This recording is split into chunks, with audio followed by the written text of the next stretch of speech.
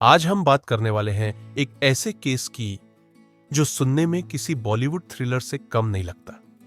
एक मां जिसने अपनी ही बेटी का कत्ल कर दिया और 3 साल तक किसी को पता तक नहीं चला। यह कहानी है शीना बोरा मर्डर केस की। एक ऐसी कहानी जहां हर किरदार रहस्य से भरा है और हर मोड़ पर झूठ का एक नया चेहरा सामने आता है। तो तैयार हो जाइए, क्योंकि आगे जो आप सुनने वाले हैं वो आपको सोचने पर मजबूर कर देगा कि इंसान अपने स्वार्थ के लिए कितनी गहराई तक गिर सकता है। साल था 2012। मुंबई की चकाचौंध भरी रातें, ऊंची इमारतें और अमीर लोगों की दुनिया। यहीं रहती थी इंद्राणी मुखर्जी, एक बिजनेसवुमन जो अपने पति पीटर मुखर्जी, जो उस समय स्टार इंडिया के सीईओ थे, के साथ आलीशान जिंदगी जी रही थी। हर कोई सोचता था कि इंद्राणी की लाइफ किसी क्वीन से कम नहीं, लेकिन इस कहानी का असली चेहरा उनके मुस्कुराते चेहरे के पीछे छिपा हुआ था। इंद्राणी के साथ रहती थी उनकी बेटी जैसी दिखने वाली लड़की शीना बोरा। लोग समझते थे कि शीना इंद्राणी की बहन है, लेकिन असल में वो इंद्राणी की ही बेटी थी।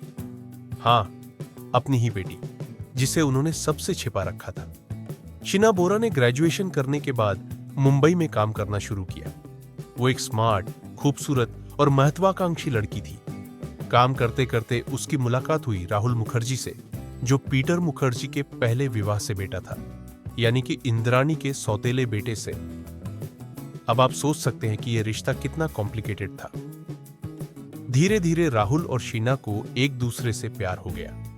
दोनों शादी की बात करने लगे, लेकिन जब इंद्राणी को इस रिश्ते के बारे में पता चला तो वो गुस्से से आगबूला हो गई, क्योंकि अगर शीना और राहुल की शादी होती तो यह सच सबके सामने आ जाता कि शीना दरअसल इंद्राणी की बेटी है, बहन नहीं। 24 अप्रैल 2012, वो दिन जब मुंबई की भीड़भाड़ में एक खतरनाक साजिश रची जा रही थी। इंद्राणी ने शीना को मिलने के लिए बुलाया। कार में 3 लोग थे, इंद्राणी मुखर्जी, उनके ड्राइवर शंपेन दास और उनके पूर्व पति संजीव खन्ना।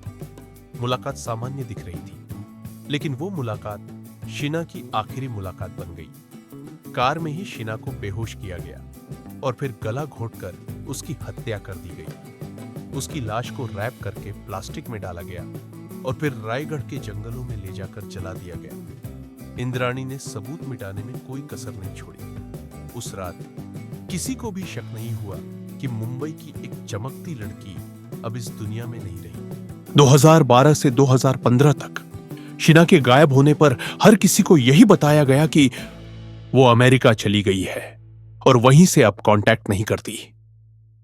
राहुल बार बार अपनी प्रेमिका से बात करने की कोशिश करता रहा, लेकिन इंद्राणी हर बार बहाने बनाती रही। राहुल ने पुलिस को भी सूचना दी, लेकिन किसी ने उसे गंभीरता से नहीं लिया। 3 साल बाद अगस्त 2015 में इस कहानी का पहला दरवाजा खुला।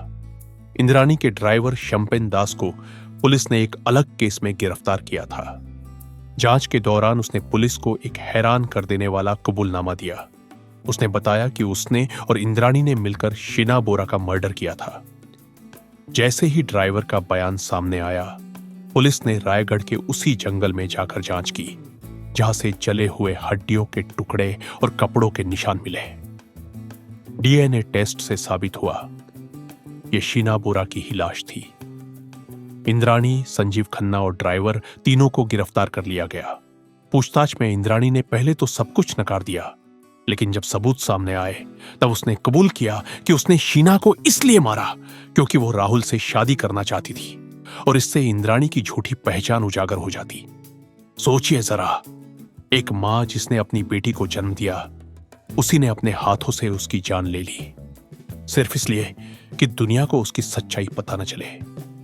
इंद्राणी की यह करतूत इंसानियत के नाम पर एक धब्बा बन गई। लोगों ने सवाल उठाया, क्या समाज में इज्जत बचाने के लिए एक मां इतनी निर्दयी हो सकती है? 2015 से लेकर आज तक यह केस अदालत में चलता रहा। सीबीआई ने कई चार्जशीट दाखिल की, गवाह बदले, बयान पलटे, लेकिन कहानी अब भी अधूरी लगती है। इंद्राणी को 2022 में बेल मिल गई और जनता के ज़हन में वो अब भी कातिल मां के नाम से जानी जाती है। शीना बोरा का परिवार आज भी उस दर्द से बाहर नहीं निकल पाया। और राहुल, वो अब भी कभी कभी मीडिया से कहता है, शीना मेरे लिए आज भी जिंदा है क्योंकि सच्चाई कभी नहीं मरती। दोस्तों, ये थी कहानी एक मां और बेटी की, जहां प्यार से ज्यादा ताकत रखी झूठ और स्वार्थ ने।